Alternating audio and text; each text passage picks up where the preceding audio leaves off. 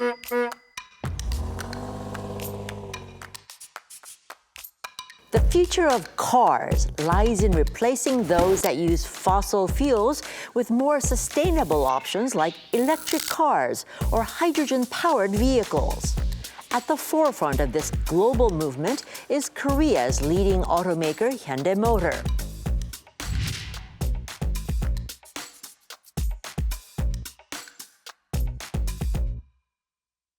Hyundai Motor, with its sister company Kia Corporation, is already the world's top 3 automaker. But now the auto group is going full throttle into the race to electrify. But many agree what will determine the winners and the losers in this race is who acquires the best, the safest, the cheapest, and the most reliable energy sources, the batteries and the hydrogen cells. To talk to us about Hyundai Motor's strategy to finish ahead of the pack and drive us into the future of mobility, our globalist this week is Kim Chang-hwan, Senior Vice President of Hyundai Motor and Kia Corporation's battery development and hydrogen and fuel cell development.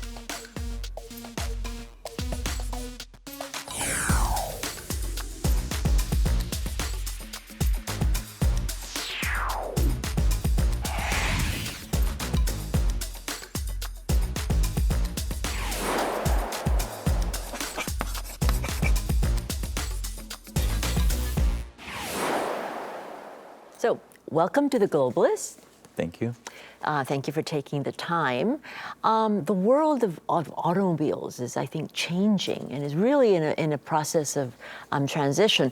I mean, the car itself is not the car that we used to be. I think someone said we shouldn't even call it a motor company or an automobile company anymore. Right. So, in fact, the Hyundai Motor Company claimed it to be as mobility solution provider.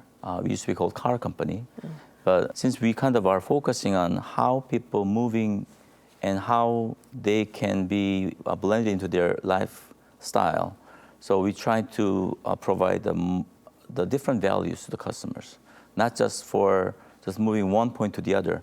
There are some new features during their life, even for example, people call like chabak in Korean terms. So, for example, people use camping out in the car. Right, yes. Camping in the car.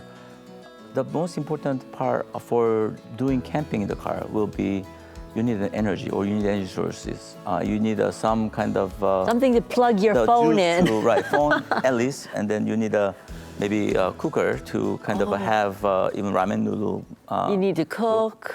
And coffee, port, and new kind of energy source for our vehicles will enable those kind of the features. For example, if you look at the Ioniq 5 from the Hyundai, we have V2L capable features in there. So you can plug like 220 volt outlets just directly into the car, and you can make a cappuccino, and you can boil ramen noodles, and all those kind of things are now enabled because of the different features offered by vehicle, and so that the people's lifestyle changes. So it's a different meaning when you say living out of your car. Right. It meant not having the kind of amenities or the services that you would have in a house.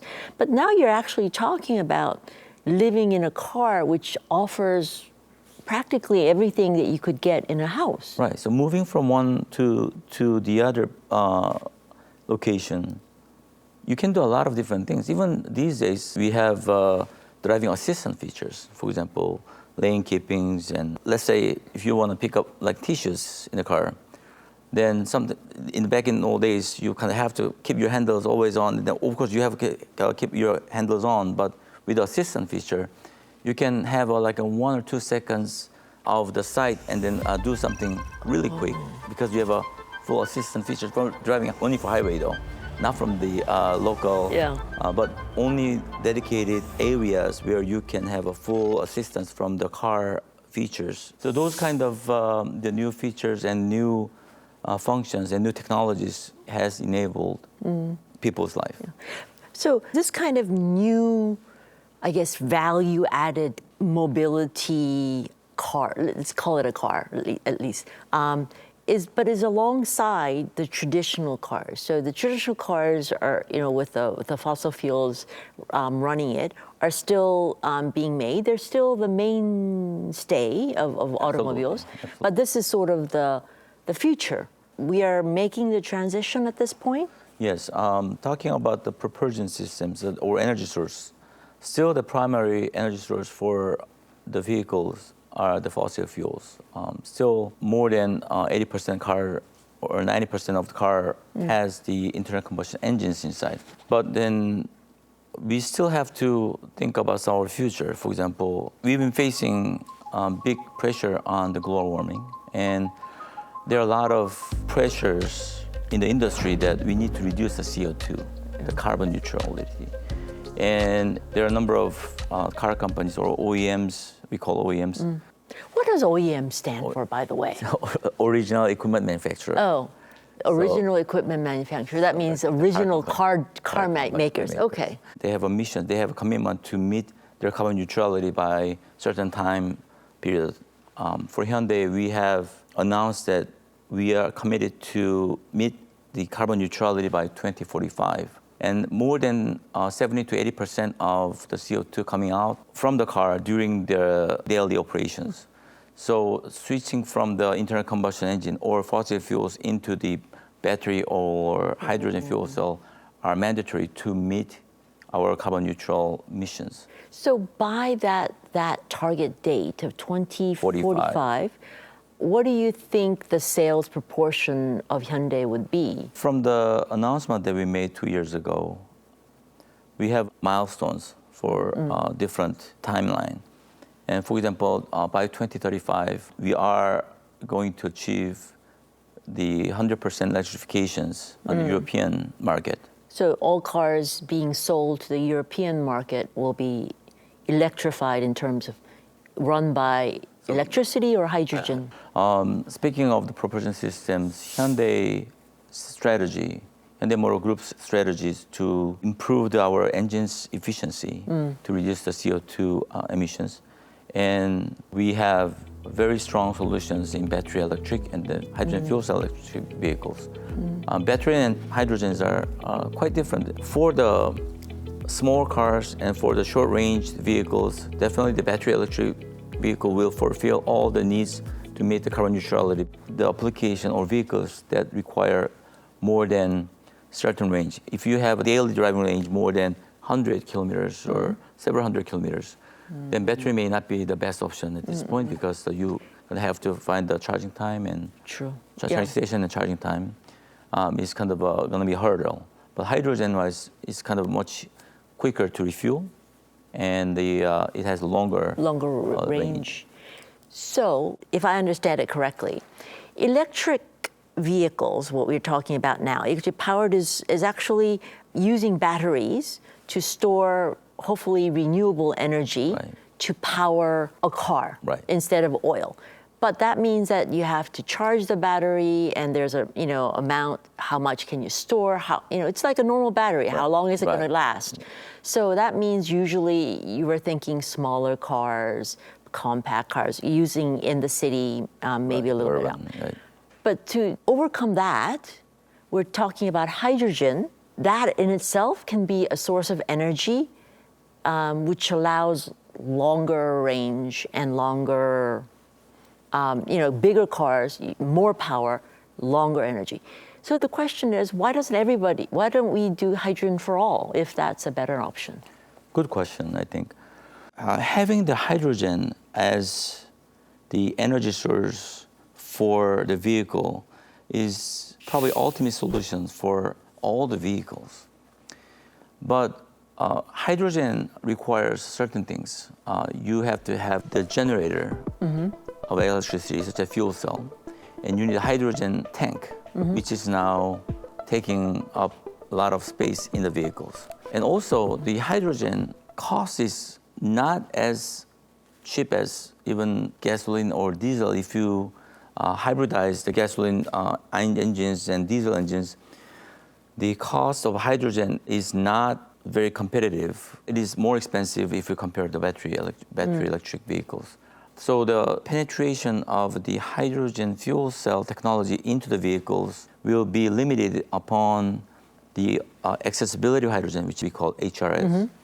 Also, the cost of hydrogen will be very important factors to see more hydrogen becoming more the energy source for the vehicles on board. So right now, hydrogen is sort of, I feel that hydrogen is being more targeted towards commercial vehicles, the trucks, Right. the trains, the airlines or airplanes. I mean, so full disclosure, I am a loyal Hyundai Motor Thank you very much. owner. And so I was grilling him about the next generation of cars, where I should go. I must admit, I had contemplated the Tesla option. But again, you know, Hyundai provides a certain amount of trust and loyalty that I think, well, for the time being anyway, I'm going to keep my trust in Hyundai. And plus the fact that, as you pointed out, Hyundai does offer a lot of the new types of cars under the Hyundai brand and under the Hyundai brand and all the services. Right. So there's an extra value added in staying with Hyundai. Right. But again, we don't know what the future holds. Absolutely. Absolutely. This is kind of a very tough competition, a very competitive environment for legacy OEMs. Not just kind of among the legacy OEMs, we still have a new EV players. And all legacy OEMs are struggling with competing with the new EV manufacturers in China. Not because of the technology, but because of the speed and the technology that they can access.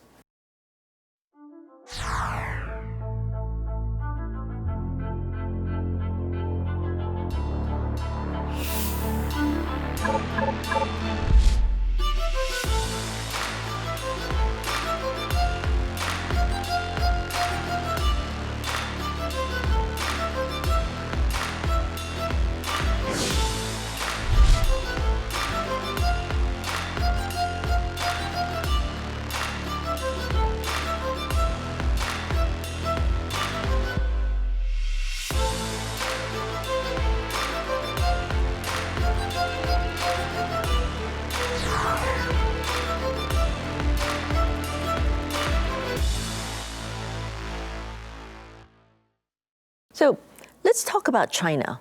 China is a huge market, but it's also a big player now in the EV industry. So how is that changing the whole environment? Very, very interesting subject. I think that China is the biggest headache for all the legacy OEMs. Even back in 10 or 20 years ago, China was providing a lot of opportunities for most OEMs because they were growing very fast, and they were building plants, the manufacturing plants, and there are a lot of JVs with the. In fact, the Hyundai Motor Group has several EVs with the Chinese auto manufacturers to really supply all the great products to our customers. And we were ranked the top 3 at some point. Within China? Within China. Domestic mail. But the environment in China has changed because there are a lot of initiatives within China to localize a lot of things. And there are infrastructures, auto industry, and all the part suppliers, and they have grown also. At the same time, the government support was tremendous. So, So this is support for the EV transition. well, the EV that, especially, yes, because the growing the technology and competing, let's say, the ICE technology with existing players like in German, in Korean, and US OEMs, it wasn't easy for them to really compete. For example, they spent a lot of the government money to really grow their engine technology, but it took some time. But for the battery EV side, the battery is pretty much straightforward. If you have battery and motor, you kind of can bring your vehicle performance up to the level where you can easily compete with the engine equipped vehicle. So they worked really aggressively and with a lot of support from the government. So they had a very good the infrastructure supply chains for the batteries. And so when you say infrastructure supply chains, you're talking about the fact that the battery, the battery materials, raw materials, 90% of it is sourced out of China. Right. So raw material requires a lot of labor intensive, a lot of the financial investments is required. So maybe that's those kind of factors really help the China prepare for the battery supply chain. And with the scale of economy and the market size, they could have their own sustainable industry in those EV-related components. So it really gives them a step up in the whole area, the market area. Because maybe same thing for all the industry. For the new technology or some of new products, because it's new, the cost is always the bottleneck or the difficult to really reduce and to be competitive. But since the economy of scale in China was easily achieved for the last 5 years, so they were enjoying some of the cost benefit in competing with the legacy OEMs. And also at the same time, the Chinese customers also changed their preference too. They see the vehicle as a new mobility again. So the battery electric vehicle is more common for them to fit their lifestyle. So young people, they don't care about the brands. As long as they have all the features they need, they're rooting for their own brands. Interesting. It's a global perspective that I think that is actually going to be one of your challenges.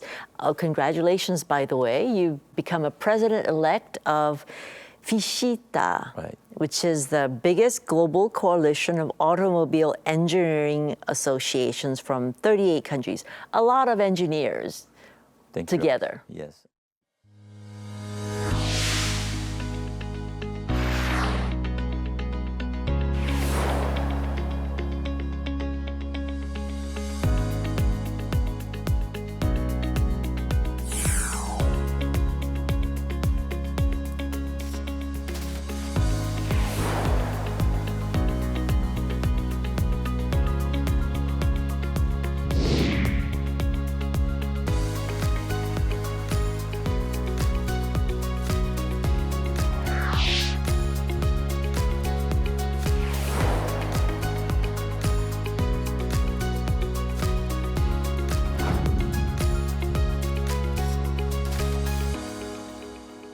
Yes, it's my great honor to be elected and serve as a president from 2025. But I think I was not elected because of my credential, but because of the Hyundai because it's the first Korean to ever lead this organization.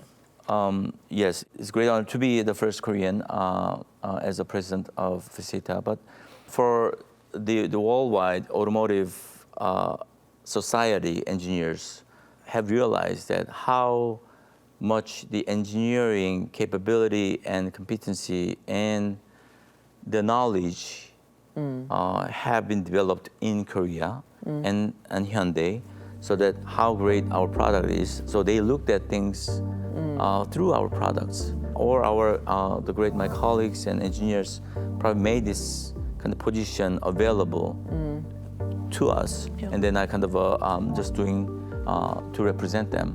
But this is another example of the conventional automotive industry is shifting to the new level. Their battery EVs are being very more popular or originate from the Asian countries. Yeah. So for example, the fuel cells there are only two fuel cell EV manufacturers in the world for passenger cars, Toyota and Hyundai. And Hyundai has sold more than 35,000 vehicles in the world, the biggest number, which means we are experiencing newer, greener technologies in the market, in the field, so that we are trying to be prepared for the new era in the electrified automotive industry. So with those kind of trends and all the evidence that we have shown to the society, that kind of made our selves to be more suitable for that position. I mean, it must be a huge responsibility. Absolutely.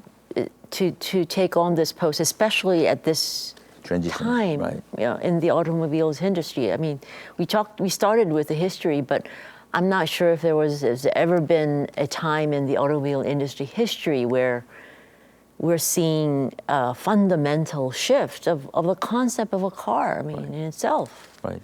So I think that the FISITA, that type of organization needs to step up for the new wave and looking for the futures, how the engineering community need to be prepared for the newer future. And all the presidents were elected from the industry.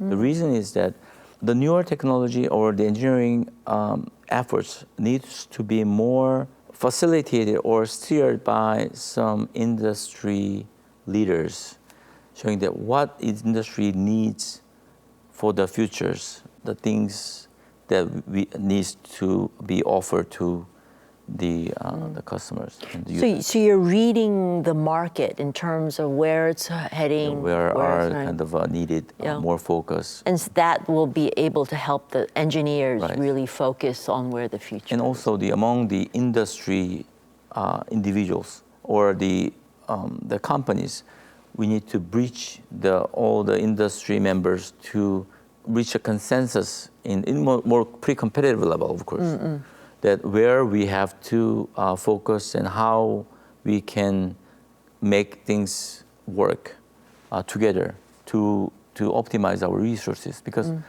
during this transition, it's the biggest kind of a challenge is how we can allocate resources, because there are existing products that we have to focus. Resources meaning what? Human resources and some of the facilities and all the budget, for example. Because we have a limited budget and we have to allocate where to spend, balancing between existing business versus some future business. That's kind of why I think the Hyundai has been, as I mentioned, the Hyundai Motor ways. We are making our own steps to really make some, and also at the same time we have to win this race. So we are trying to have all the resources for our next generation electrifications and newer propulsion technologies. At the same time, we also have to improve our existing propulsion systems, such as ICE and hybrid systems. So those kind of balancing between the different variations is crucial to win this race. I hope you do, because it sounds like even the auto companies are now driving a very foggy and bumpy road. So they have to, companies like Hyundai have to make it over the finish line so that we can then know what kind of car we're going to drive. Right. I think that I believe that flexibility is a key, and the flexibility cannot be obtained without the great efforts. Yeah. Because you have to do multiple things at the same time. It is a massive challenge. Yes, absolutely. I wish you the best of luck. Thank you very much. And as a loyal Hyundai customer, I'm looking forward to continued wonderful cars in the future. Thank you very much for giving us the opportunity to share some of our thoughts. Thank you for joining us. Thank you. And that's it for me. I'll be back next week with another globalist who is putting Korea on the map. Sun Jae out.